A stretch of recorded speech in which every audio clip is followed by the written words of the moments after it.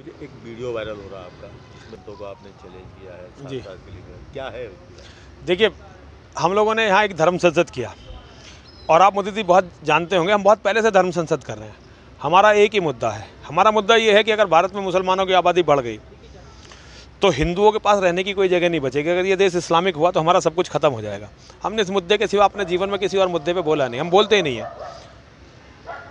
यहाँ के बहुत सारे धर्माचार्यों ने ये कहा है कि हम लोग जो है अधार्मिक लोग हैं और हम जो कह रहे हैं अधार्मिक बातें कर रहे हैं, जबकि मुझे ये लगता है कि रामायण के, महाभारत के, श्रीमद् भगवत गीता और श्रीमद् भागवत के आधार पर हम जो बोल रहे हैं बिल्कुल सच बोल रहे हैं। हमारे स्वामी जी इन धर्म ग्रंथों के बहुत बड़े विद्वान हैं और मैंने अपना पूरा जीवन कुरान और इस्लाम के इतिहास का अध्ययन करने में लगाया है।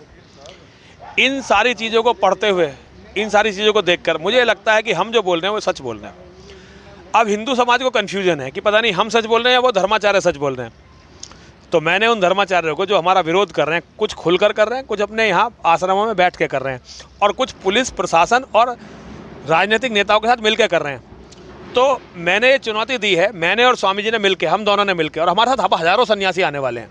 आप देखेंगे धीरे धीरे सन्यासियों की तादाद बहुत बढ़ने वाली है, क्योंकि बहुत सारे सन्यासी ये मानते हैं कि हम सच बोल रहे हैं। तो हम लोगों ने चुनौती दी है कि एक बार हिंदू समाज में ये तय हो जाए कि धर्म क्या है, अधर्म क्या है। इसको तय करने के बाद फिर हम आगे बढ़ेंगे। तो ये चुनौती हमने पूरे हिंदू समाज के उन धर्माचार्यों को दी है जो ये कहते हैं कि हम गलत कर रहे हैं, हम अधार्मिक हैं। क्या कोई कौन देखिए, संत हैं वो?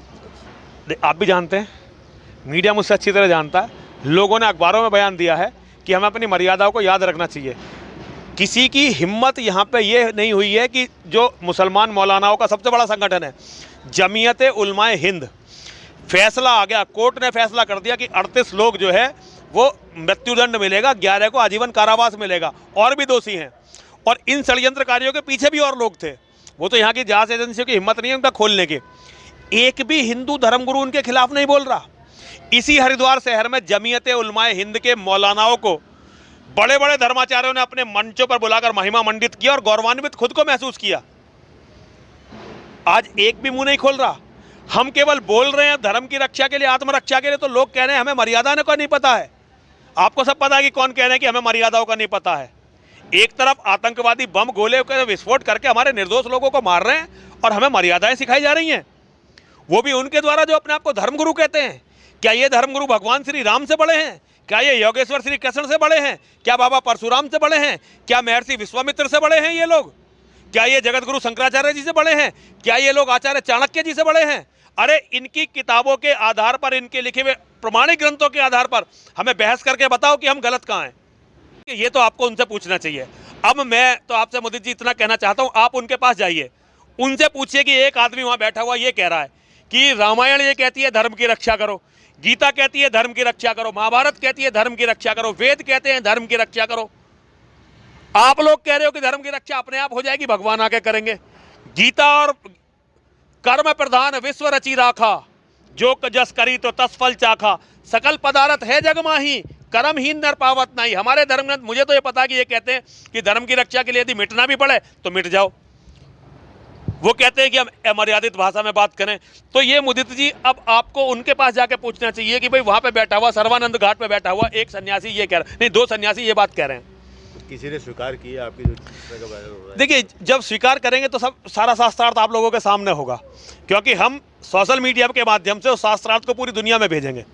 पूरी दुनिया को पता चलनी चाहिए कि धर्म के नाम पर इस आध्यात्मिक नगरी में क्या अधर्म हो रहा है। देखिए, मैं एक मुदित जी एक छोटा सा मुद्दा आप लोगों के सामने लाना चाहता हूँ। जितेंद्र नारायण सिंह त्यागी जी, जिनका पहला नाम था वसीम रिजवी, उन्होंने एक किताब लिखी मोहम्मद। उस मोहम्मद किताब पर 350 प्रमाणिक इस्लामिक ग्रंथों का रेफरेंस था। आप लोगों ने वो किताब देखी होगी। आज वो किताब की PDF सबके पास है। दिल्ली हाई कोर्ट में कुछ कट्टरपंथी उस पर बैन लगवाने के लिए गए कि जी इस किताब को बैन होना चाहिए हिंदुस्तान में। दिल्ली हाई कोर्ट ने कहा कि भाई इस किताब में जो लिखा वो प्रमाणिक है, क्योंकि प्रमाणिक ग्रंथों से लेकर लिखा गया है और ये अभिव्यक्ति की स्वतंत्रता है, इसे बाधित नहीं किया जा सकता इस देश में। वो राजनीतिक राजधानी थी दिल्ली, ये हमारी आध्यात्मिक और धार्मिक राजधानी है।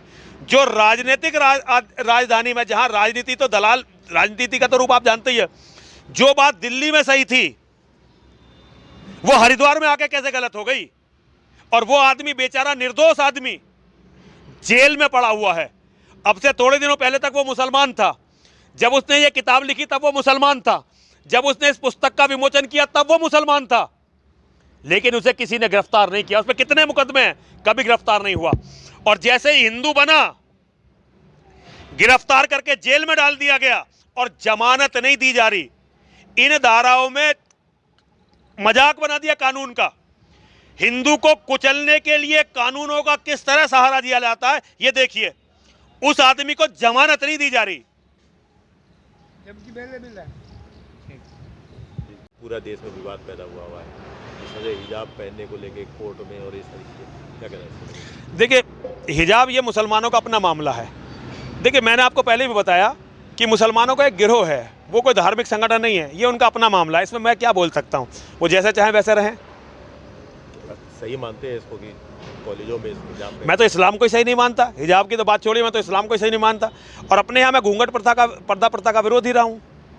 मैं तो महिलाओं की आज़ादी का समर्थक रहा हूँ, मैं तो पर्दा प्रथा का विरोध। तो मैं, लेकिन मैं उनके इंटरनल मैटर में नहीं बोलना चाहता। मेरे लिए तो सारा इस्लाम ही एक जैसा है। कर्नाटक में एक हत्या भी हुई है। वो बजरंग दल के कार्यकर्ता, देखिए बजरंग दल के कार्यकर्ता का मतलब है संघ का कार्यकर्ता। आरएसएस के कार्यकर्ता माहौल बनाने के लिए ही होते हैं, उनकी हत्याएं होती रहती हैं। बंगाल में हुई, जहाँ कहीं चुनाव आएगा या चुनाव का कुछ होगा तो आरएसएस के कुछ कार्यकर्ता तो मारे ही जाएंगे। अगर आरएसएस के कुछ कार्यकर्ता नहीं मारे जाएंगे तो फिर माहौल चुनावों का कैसे बनेगा? तो आरएसएस के कार्यकर्ता इसीलिए होते हैं कि वो मारे जाएं और चुनाव का माहौल बने। उनकी चुनाव का माहौल बनाने से ही तो आरएसएस की विजय होती है, जब भी तो बीजेपी की सरकारें बनती हैं। राजनीतिक षड्यंत्र पूरा है। देखिए, मैं ये नहीं, देखिए बंगाल में चुनाव लड़ाया बीजेपी ने, वहाँ कार्यकर्ता मरे। अभी परसों अलीगढ़ में बीजेपी का जो भारतीय जनता युवा मोर्चा का प्रदेश का जो जिले का महामंत्री है कृष्णा यादव, उसकी हत्या हुई है मुसलमानों के द्वारा, जिहादियों के द्वारा हत्या हुई है। तो देखिए, ये तो बीजेपी के कार्यकर्ता, तो मुझे ये, मैं तो जब से जानता हूँ, जब से पंजाब में आतंकवाद का दौर था, आरएसएस के प्रचारक, आरएसएस के कार्यकर्ता पार्कों में मारे जाते थे, और जो मारते थे बीजेपी ने बाद में उन्हीं लोगों से टैग कर लिया था। तो बीजेपी के, आरएसएस के जो कार्यकर्ता होते हैं, विशेष रूप से आरएसएस के कार्यकर्ता, वो होते ही इसलिए हैं कि चुनाव में उनकी बलि दे दी जाए। कुछ मरते हैं, कुछ उसमें सत्ता भोगते हैं, तो ये उनका पैटर्न है। तो जब चुनाव है तो बीजेपी के अगर 2-4 कार्यकर्ता नहीं मरे, चंदन गुप्ता नहीं मरे, तो माहौल कैसे बनेगा? तो माहौल बनाने के लिए लोग मरते ही हैं, बीजेपी के हिंदू संगठनों के लोग मरते ही हैं।